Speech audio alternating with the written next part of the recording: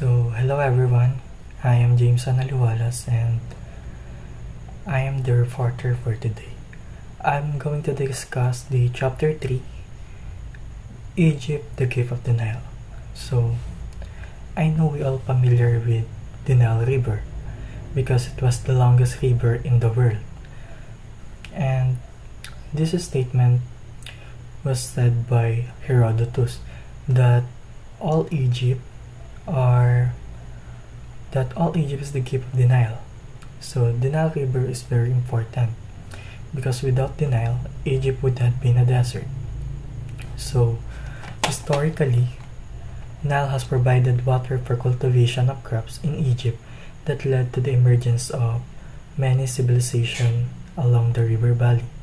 So to give you an idea how the Nile works, I will explain it. So when the Nile overflows, it gives prosperity and fertility to the water, or to the soil rather, and to people around it. So, but if its water level rises too much, people lose their mud houses, and if the level does not rise enough, drought and famine happen. So the Nile rivers is very important to them. So as you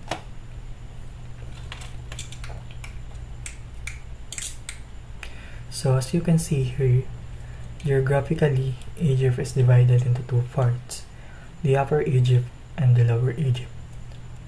The Upper Egypt is located in the southern area, while the Lower Egypt is located in the northern area. So it looks weird, right? So it's because water flows from the southern area to northern area. That's the only reason. So Upper Egypt is also known for their hot and dry climate, and while Lower Egypt is known for their also known as black land because of their fertile soil that is good for their crops.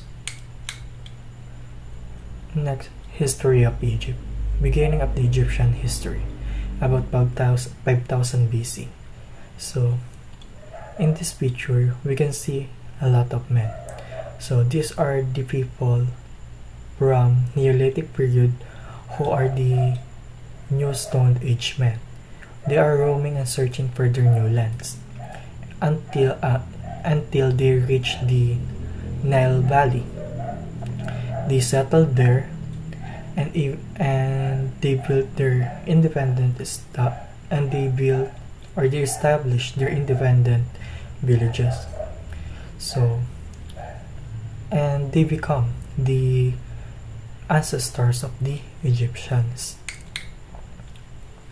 Next is the Old Kingdom. We have three kingdoms to discuss: the Old Kingdom, the Middle Kingdom, and the New Kingdom. And the first one is the Old Kingdom. Upper and Lower Egypt unified for the first time. So King Menes is a valiant ruler of the Upper Egypt. Valiant means brave, fearless, or strong. So King Menes conquered the Lower Egypt and united for the whole country for the first time under the government. So as you can see here, these are the crowns of the Upper and Lower Egypt. So the crown of Upper Egypt was white and cone-shaped, while the Lower Egypt was red and flat with a rising projection in back and a spiral curl in front. So this crown symbolized the divine power of the ruler. So to symbolize the union, King Menes wore the double crown representing the two kingdoms. So as you can see on the last crown, which is the double crown, also known as Shen. This is what King Menes looks like when he wore the crown to represent the two kingdoms. So King Menes also founded the first dynasty. So he was the first pharaoh during that time. So pharaoh means, it came from the Egyptian word pharaoh, which means the Great House. So, also during this period, the first pyramid was created, and it was called Step Pyramid. It was built for King Djoser of 3rd Dynasty. And also it became the start of creating pyramid for the tomb of Pharaoh. So some of the examples of pyramid are the Great Pyramid, the Great Sphinx, and Pyramid of Khafre, and Pyramid of Menkaure. Next is the Middle Kingdom during 2160 BC to 1788 BC. Amenemhet I founded the 12th dynasty. So, Amenemhet I established his capital at Thebes, and his rise to power marked the beginning of the Middle Kingdom. So, before, soldiers are only ordinary men, but in the reign of Amenemhet I, he created a professional army to protect the kingdom. During this period, the greatest monarch of the Middle Kingdom was Amenemhet III, during 1849 BC to 1801 BC. So, he is the son of Senusret III, also known as the warrior Pharaoh. So, he was called warrior Pharaoh because he himself is joining in the war to fight against the other empire. So, Amenemhet III dug a canal to link the Nile River to the Red Sea, which promoted the mining operation at Sinai. So, because of Amenemhet III's joyful rule, the Egyptian culture and the expansion of trade and industry become more productive. Also, in this period, they reached the peak of their power because of Amenemhet III. So, after that, Amenemhet III was succeeded by his son, Amenemhet IV. So, during Amenemhet IV, their crops and animals died because of drought, which resulted into the downfall of their economy and their government. So, Amenemhet IV married his sister or stepsister Sobekneferu. When in her 4 years reign, the stability of power of Egypt are slowly fading. So when the stability of power and economy are slowly fading and declining, what do you think might happen to the kingdom? Of course, others might take it as an advantage to conquer them, right? So that's exactly what happened during that time. They were invaded by the Hyksos. So after Amenemhet III glorious reign, Egypt once more disintegrated. So the nomadic Hyksos men of the desert or from the Syrian desert invaded the Nile Delta. So with their war chariots, superior iron weapon, they easily conquered the Egyptians, plundered the riches of the land, and burned the temples and the works of art. After that, they settled there for more than 100 plus years. So, as we can see here in the pictures, these are their weapons, their iron weapons. They even use their bow and arrow rather, and horses. So, that's what happened on the Hyksos domination.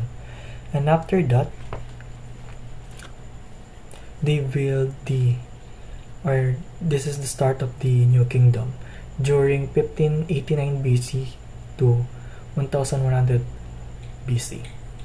In 1580 BC, a valiant Egyptian prince named Ahmose I. He led the revolt and drove out the cruel of Hyksos, so they get their freedom again because of Ahmose I. So after regaining his freedom, he founded the 18th dynasty and marked the beginning of new kingdom and established the capital at Thebes. So one of the colorful monarchs of the new kingdom was Queen Hatshepsut. It was during 1505 BC and 1483 BC. So there's a two-story behind this. So the first one is to please the nobles and priests who objected having a young widow as ruler. She married Thutmose III. He is the son of her deceased husband by a concubine. So, possessing beauty and a strong character, she proved to be a good ruler. She became the first woman in the world history. And to glorify her reign, she built gorgeous temples and obelisks in Kamak and Luxor. So, while the other story that I've read online, that queen married Thutmose II and became a regent of his stepson Thutmose III. So, regent meaning you are appointed to a specific position because the king is minor or unable to rule. So, Queen Hatshepsut able to rule the country. So, Pharaoh Thutmose III is the founder of the Egyptian Empire. And his first official act as pharaoh was the erasure of Queen Hatshepsut. So, Thutmose III devoted his time and energy in the warfare. He led the armies against the neighboring kingdoms. He conquered Palestine, Syria, and Phoenicia. That's why history salutes him as the founder of the Egyptian Empire. And in 1553, Thutmose III finally assumed the throne because Queen Hatshepsut died. Thutmose III is more than a mighty conqueror. He was a great monarch like his late wife, and he made Egypt a world power. He patronized the arts like literature and expanded the nation's economy, and decorated his kingdom with magnificent obelisks and temples. With his military genius and administrative skill, he raised Egypt to the zenith of power and glory. So, meaning, pick up the power. He raised Egypt to their peak of power. So, his first official act as pharaoh was the erasure of Queen Hatshepsut. So, why do you think he did that? It was because Thutmose III wants revenge because of his concerns about the succession of power. So what he did was destroy her monuments and remove her name from the list of the kings. So that was some of the remarkable stories during that time. So let's move on to Akhenaten, Dreams of One God. One of Thutmose III's successor was Pharaoh Amenhotep IV. So, Amenhotep IV was more interested in religion than in politics and war. His dream was to establish a new religion or the worship of one God called Aton, the creator of all things and symbols of goodness. So, Amenhotep IV encouraged his people to abandon pagan gods and to in favor of Aton. So, example of pagan gods was Zeus, Thor, Poseidon, etc. So, the priests during that time are scared to lose their power and wealth, so they oppose to him. So, Pharaoh Amenhotep IV changed his name to Akhenaton, which means the blessing to Aton. So, he closed all the temples in Thebes and built his capital in Tel El Amama, which he called Akhetaton. So, The pharaoh Akhenaton, known for his gentle and noble nature, wanted people to believe in only one god. Unfortunately, he couldn't make this idea work because he did not focus on leading the country. So the Egypt situation got worse. So after he died, Egypt was almost falling into chaos. So even though he wasn't a successful ruler, he is important in history because he was the first king to practice the belief in one god. And this idea later became the part of major religions like Judaism, Christianity, and Islam. Next is Egypt's decline and fall. Akhenaton was succeeded on Egypt's throne by his son-in-law Tutankhamen.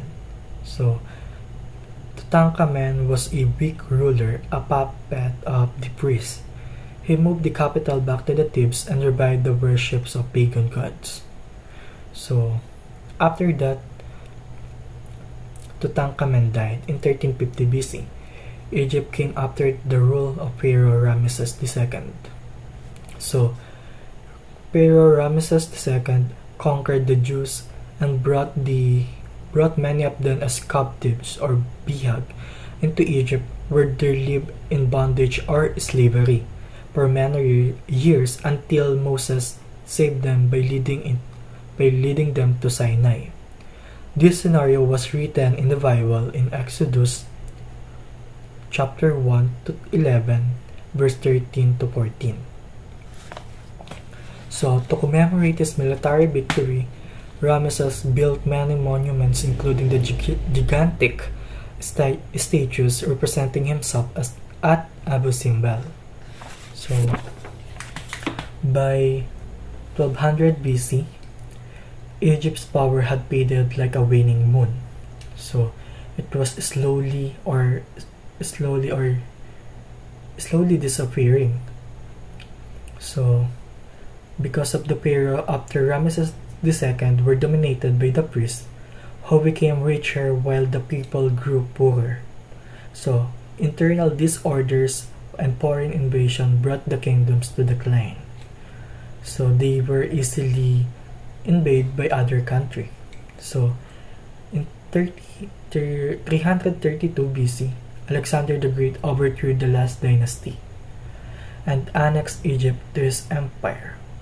And after his death, his Greek general named Ptolemy I seized the Egypt and ruled from 323 to 283 BC. And the last pharaoh was Cleopatra during 69 BC to 30 BC, the infamous Serpent of the Nile. So he was called Serpent of the Nile because he deceived two famous men, which is Julius Caesar and Mark Antony. And many people believe that she was a sly woman in the serpent. So after that, by 30 BC, Egypt became a province of Roman Empire. So that's all. If you have any questions or clarifications, feel free to message me on my Facebook account. Thank you.